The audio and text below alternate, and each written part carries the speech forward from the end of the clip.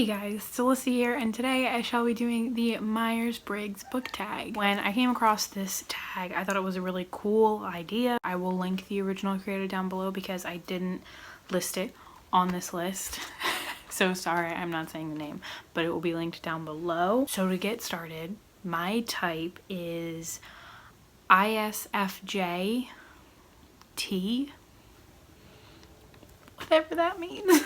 I don't know much about Myers-Briggs. I just knew I took it and I've taken it multiple times and I keep getting the same answer, so I'm pretty sure this is my type. I believe it's called the Defender or maybe also the Nurturer. I know some people really deeply know a lot about like the different types and stuff. I want to delve more into it, but all I know is I read my type and I was like, wow, a little too deep there. The first question is, you can be outgoing, but you need to recharge with some calming solitude. Where is your favorite place to read and unwind?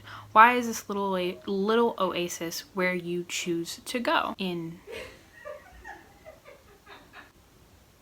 I almost always read in my room. It's the most comfortable place for me where I can be alone and by myself. So that's where I choose to go. I've always been that way. It's just always been my space and I have control over it and I can kick people out if I want to. Used to have like a reading chair, like an armchair that I used to read in, but with the fact that I feel like garbage all the time and I'm like almost always in pain, I don't do that anymore. I mostly, stick to bed now. The next question, which is S, a book can have great ideas, but poor execution can be a killer.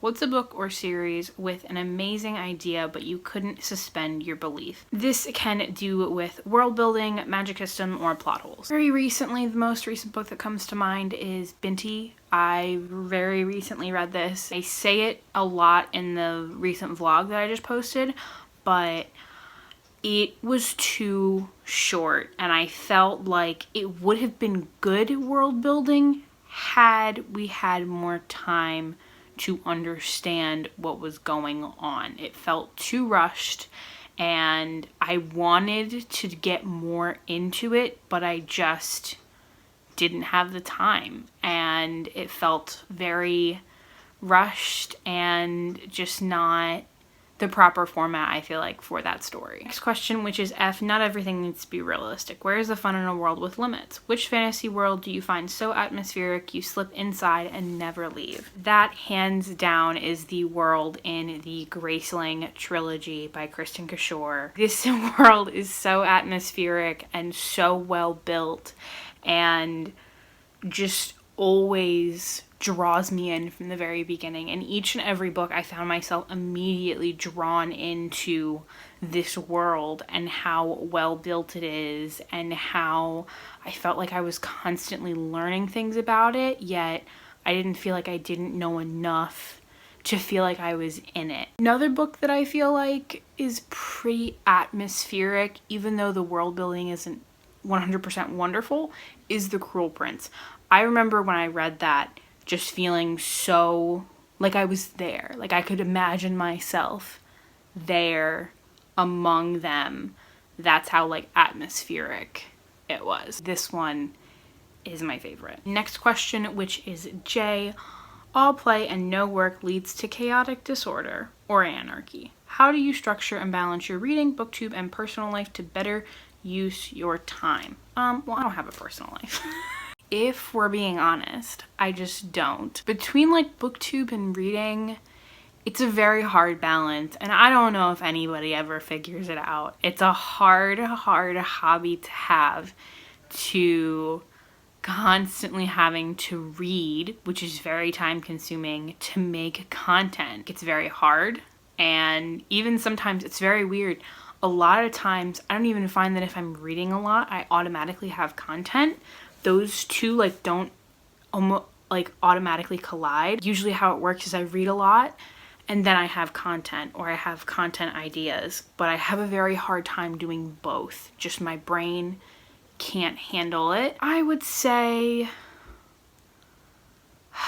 they both motivate me to do the other. So like if I'm reading a lot, like, okay, like if I think, oh man, I really want to make videos, I think, okay, well, you really kind of need to read. Like, you need to read or catch up on certain things or read certain books so that way you can eventually make other videos and stuff like that. The second to last question, which is T, nonfiction for some can seem tedious, but where would you be without the truths of our world? What book, text, or reading material have you found yourself referring to when in need of real world answers? Oh gosh.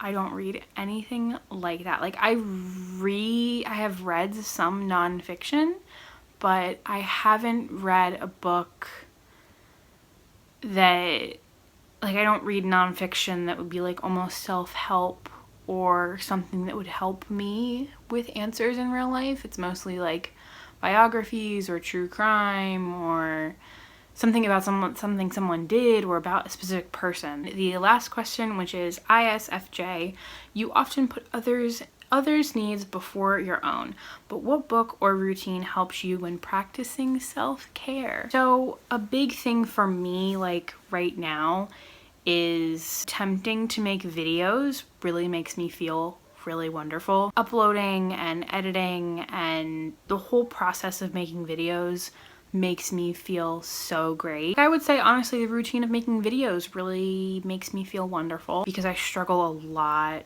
with, ooh, getting a little deep here for a second, but I struggle a lot with feeling that I don't do enough, that I struggle with my worth a lot, and doing booktube helps me feel like I'm doing something. And booktube is so great for me because it coincides with my favorite hobby, which is reading. Recent routine that I've been really enjoying in terms of like reading itself is I've been dedicating time in the morning to reading, because with me I struggle a lot with chronic illness. I'm disabled. I feel like garbage 98 to 100% of the time.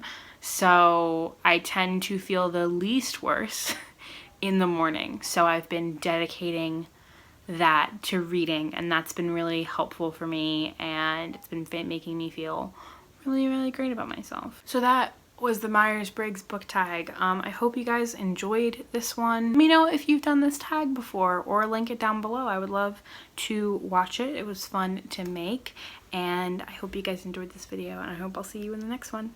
Bye.